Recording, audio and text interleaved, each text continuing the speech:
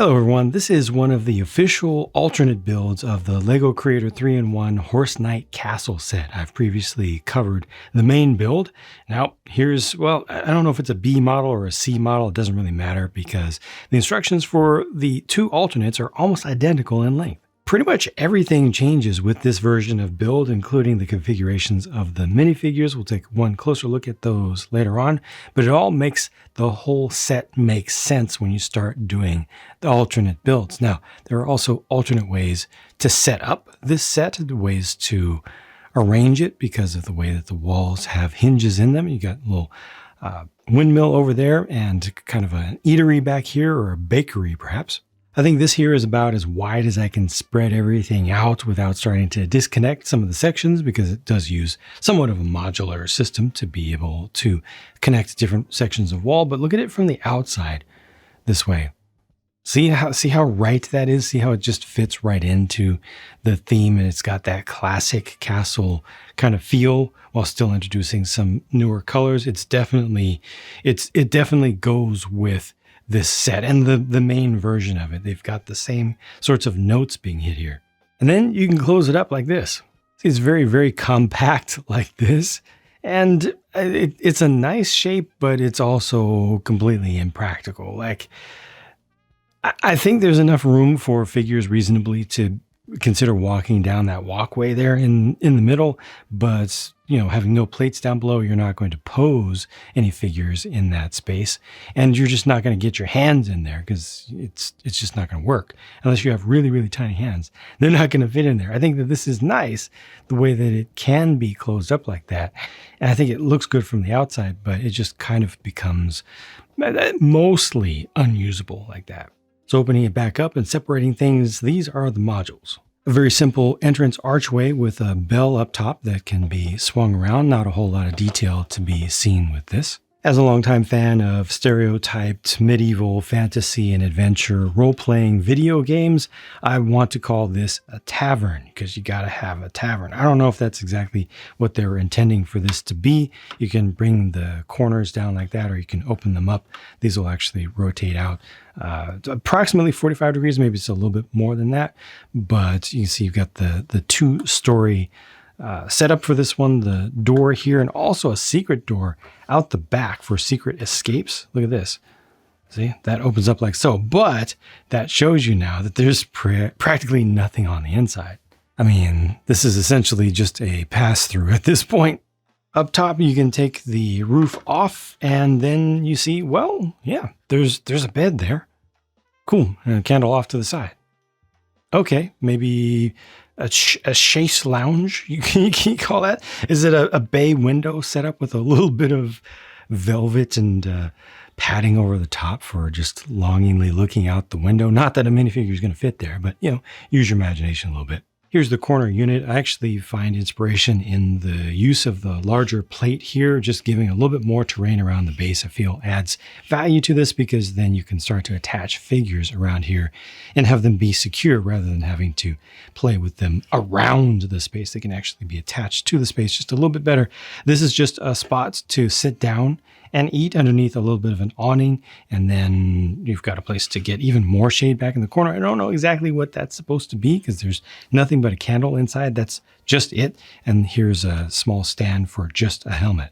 Meat and potatoes of this module, though, is right here. This corner bit can be rotated around 180 degrees. Just gives you a little bit better access here, and allows you to attach things a little bit differently. You've got the ability to rotate the mill from up here, so you can spin it up. It gets a little bit of momentum, but doesn't go for very long, but it's done perfectly fine. I think I like how it was built, and it's nice and secure.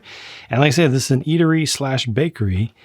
Hey, maybe it's just a medieval deli. Maybe it's just that simple. All this comes off as a very simple build here, but probably stronger than it needs to be. However, I do appreciate it. And this has a ledge that's just the countertop with some displays potentially of food that you can buy, or maybe that's an order that's up, that's ready. And in the back is an oven. Unfortunately, not really easy to see anything more there, but honestly, there's not that much to see. This version of build also graces us with this human-drawn cart with the wheels that actually turn. And it kind of feels like they're made of wood, given that they're, well, made of plastic here. A couple of barrels with some food and some money. Those are actually the doubloons in there. And a couple of gems here as well. Last but not least, when it comes to the builds, here is a built kind of minifig scale sheep because, hey, it's Creator 3-in-1, and that's what they try to do always, is give you things to build, right? People complained a lot with this set not having molded horses, but again, it's Creator 3-in-1. And the best thing about this right here, the fact that it can do a persistent wheelie. To be honest, I was unreasonably happy and satisfied when I did the pops and swaps to update the figures from the main build to this version here. Just the fact that subtle things have been done across the board with the figures, making them distinctly different from before with how they look, and yet having them still fit into the theme equally well. It just felt especially good to me. It underscored even further just how this set was really thought of in a holistic way. So if somebody were to buy 2 of this set and just follow the instructions, they could have some very diverse structures and also diverse figures in terms of, how they're set up and what their jobs are supposed to be. And it all still just fits together nicely. At the end of the day, I think this is a very valid model, a very valid alternate model. I think it fits into the system really, really well. If you get multiple of this set, I think it's going to work out exceptionally well. It's going to feel good, especially for part of its target audience, which is nostalgic adults. Unfortunately, a lot of nostalgic adults are right now really, really stuck on hating on this set because it's not the last one, because it has fewer pieces than the last one. That's really what most of the arguments have come down to. Last one, bigger, and there were rebrickables of buying 5 of those and putting them together. And look what you could do with 5 of those. But then look at how little you can do with 1 of these. I don't know. It just it doesn't make sense to me, some of the feedback that I've seen. Yes, the price is rough. Guess what? The price of the last one was rough as well. It was not worth as much as it cost. No way. It was definitely overpriced. This one's overpriced as well. But inflation has continued to work, especially on non-essential goods like luxury items like Lego, and resellers are continuing to make their bank as buyers are continuing to pay resellers for crazy prices for Lego and stuff. And it's also more expensive to import anything, at least into the United States today, than it was back then. And I just think, I don't know, I feel like this set has not been given a fair shot for some reason. I just don't get it. Some je ne sais quoi, something in the air. I think once this set is retired for a while, maybe 5 years or so, people will look back upon it very fondly by comparison to today.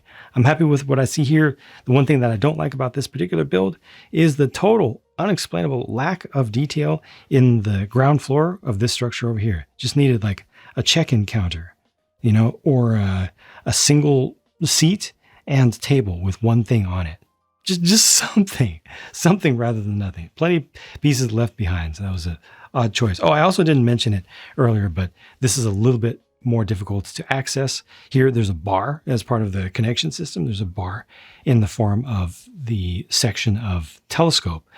And just because it's kind of embedded here, it's a little bit more difficult to access that and find things that will actually reach it and connect to it in a smooth way that kind of makes sense. So that's probably a good target for something to modify out just ever so slightly if you want to do more with this without doing a whole lot to it, without completely designing your own thing.